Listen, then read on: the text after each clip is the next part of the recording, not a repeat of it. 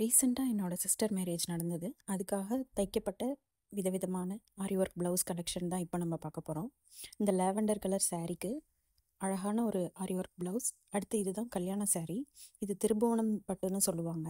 இந்த திருபுவனம் பட்டு வந்து கட்டிக்க ரொம்ப சாஃப்டாக இருக்கும். சோழ அரசிகள் அந்த காலத்தில் இந்த திருபுவனம் பட்டை தான் உடுத்தினதாக சொல்லப்படுது. இந்த பட்டுக்கு தைக்கப்பட்ட ப்ளவுஸ் தான் இது. ரொம்பவே அழகான ஒரு பொண்ணு பல்லக்கில் உட்காந்துருக்கிற மாதிரியான ஒரு அழகான வடிவமைப்பில் உருவாக்கியிருக்காங்க.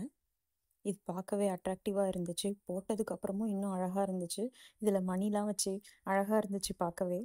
அப்புறம் கைப்பகுதியிலையும் பொண்ணு வந்து மாலை மாலை மாத்துற மாதிரி, பொண்ணு மாப்பிள்ளை வந்து மாலை மாத்துற மாதிரியான ஒரு டிசைன் போட்டு கொடுத்துருந்தாங்க. ரொம்பவே க்யூட்டாக இருந்துச்சு பார்க்க. ரெண்டு கையிலையும் அதே மாதிரி அழகாக கையோட அடிப்பகுதியில் பீட்ஸ்லாம் வச்சு அழகாக பண்ணி கொடுத்துருந்தாங்க. ரொம்பவே சிறப்பாக இருந்துச்சு இந்த ப்ளவுஸ் போட்டதும் பார்க்கவே. அடுத்து ஒரு க்ரீன் saree. அந்த சாரீக்கான ப்ளவுஸ் இப்போ ட்ரெண்டிங்கில் இருக்கிற டிசைன் சர்தோசி ஒர்க்லாம் வச்சு இந்த சாரியை வந்து டிசைன் பண்ணியிருந்தாங்க. ரொம்பவே சாரீக்கு ஆப்டாக இருக்கிற மாதிரி த்ரெட் ஒர்க்லாம் கொடுத்து முடிச்சு கொடுத்துருந்தாங்க. எல்லாமே நல்லா அழகாக இருந்துச்சு. போட்டதுக்கப்புறம் இன்னுமே அழகாக இருந்துச்சு. அடுத்து ஒரு அழகான saree. இந்த saree நல்லா ஷைனிங்காக இருந்துச்சு.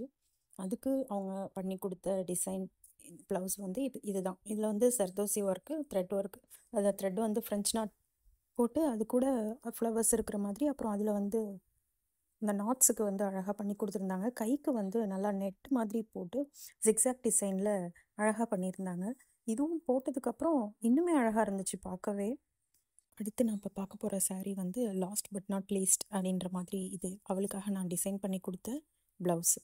இந்த சாரீக்கு ராதாகிருஷ்ணா இருக்கிற மாதிரி ஒரு பேக் நெக்கில் ட்ரா பண்ணி அதுக்கு ஆரி ஒர்க் போட்டு, அப்புறம் ஸ்லீவில் வந்து ராதாவும் கிருஷ்ணாவும் உட்காந்துருக்கிற மாதிரி புல்லாங்குழலோடு இருக்கிற மாதிரி ஃபேப்ரிக் பெயிண்டிங் யூஸ் பண்ணி பண்ணி கொடுத்தேன்.